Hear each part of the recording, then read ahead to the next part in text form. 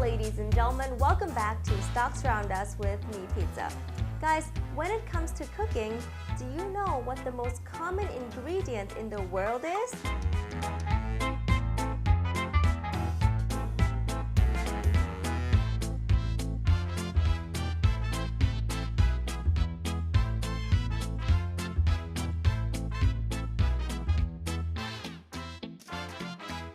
I'll give you the answer.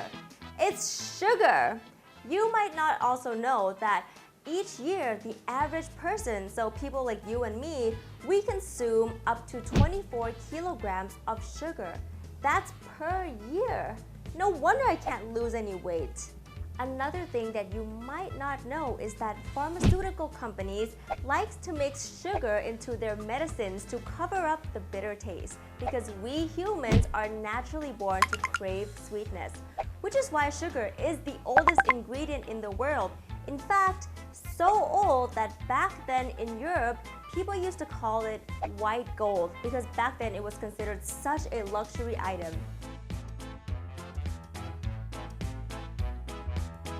Of course, today, sugar is a commodity product that we don't really think twice about, but it is still one of the most essential ingredients that we need.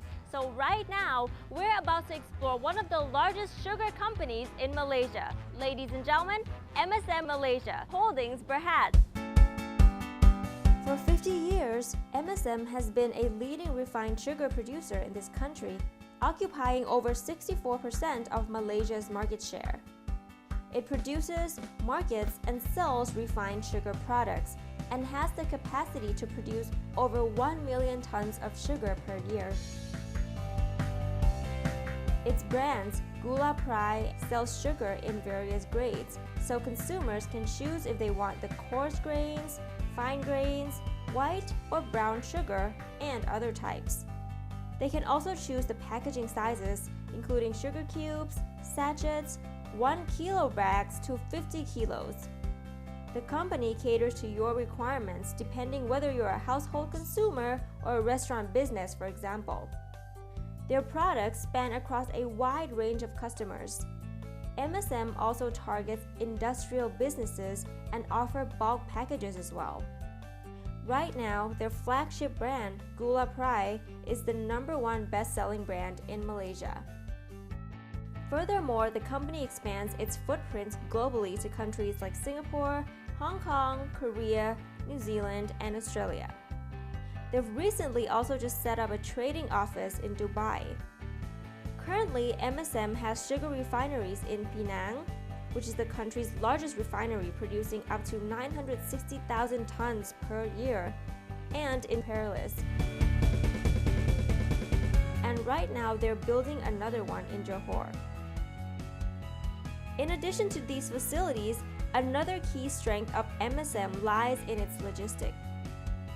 With over 47 truck fleets, MSM has an effective nationwide distribution network that ensures the timely delivery of their products. As they are the top player in Malaysia, the next step is to expand globally, and by 2020, MSM's aim is to become a top 10 player in the world. Is quite some vision to accomplish, but certainly the company has lived up to its standards so far. Anyway, right now we are here at their warehouse, and as you can see, there's tons of sugar for us to take home. But before that, we're gonna go meet our special guest at the company's headquarters to talk more about MSM. Ladies and gentlemen, please welcome Dato Sheikh Awab, the President and Group CEO.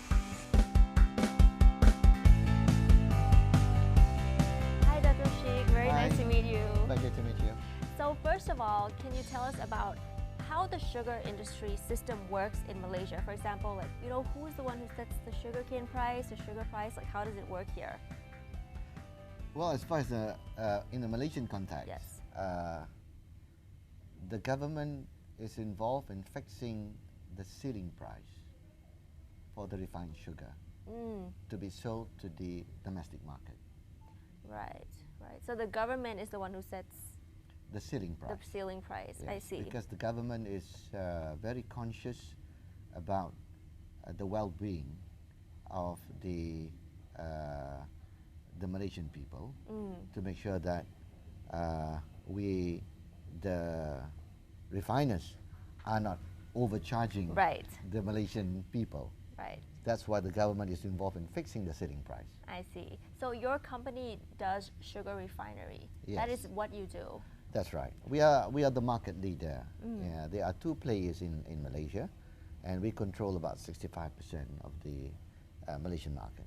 So you're in a very strong position. We are, right? And we are glad to be in a very strong position. I see. So the rest of the players in the market do just sugar refinery as well, or are they more or less integrated than you? Like, how is it?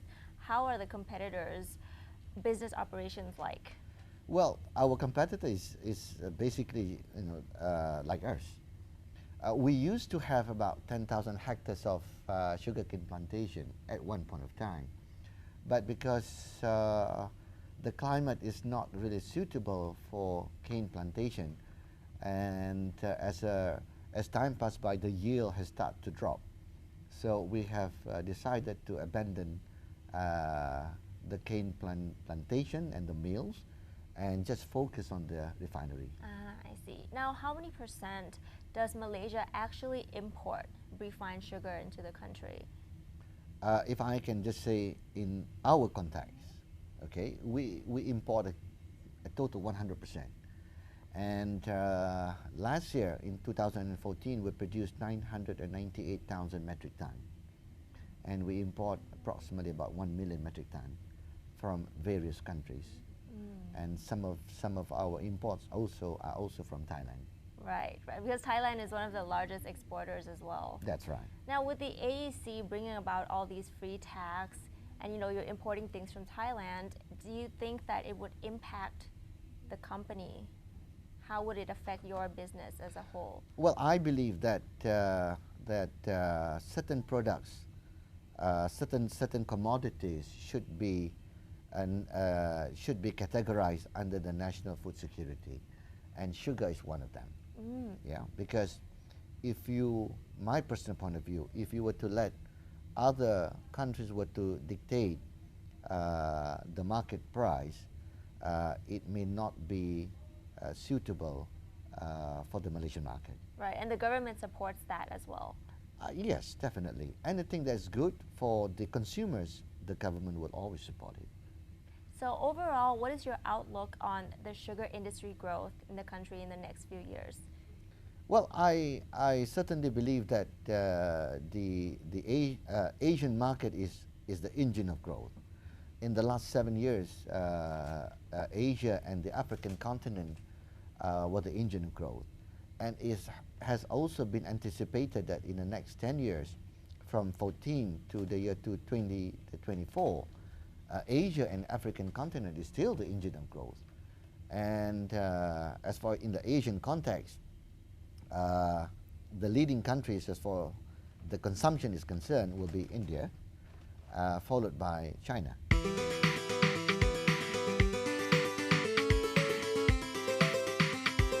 How much has your sales grown over the years? Well, I came on board in 2014, and I'm pleased to say that 2014 we have grown our sales.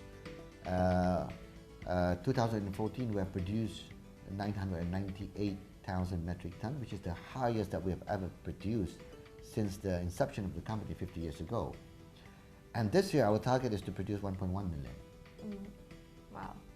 Now, so we hope that when our third refinery in South Malaysia is ready by the year 2017, we are able to double our total production capacity. now that you know you're selling your sugar worldwide, basically, can you describe to us what is your logistics system like? Well,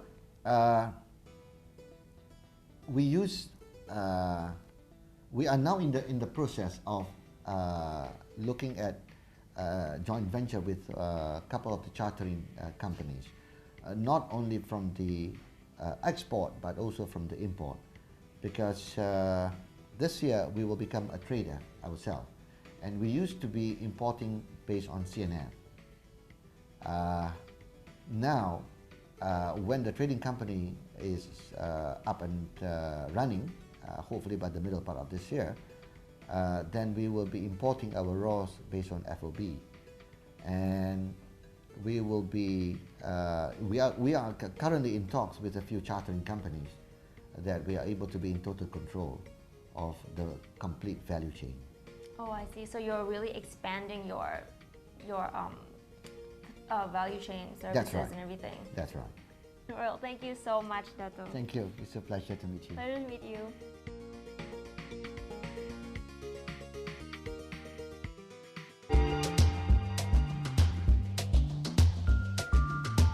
Financial highlights.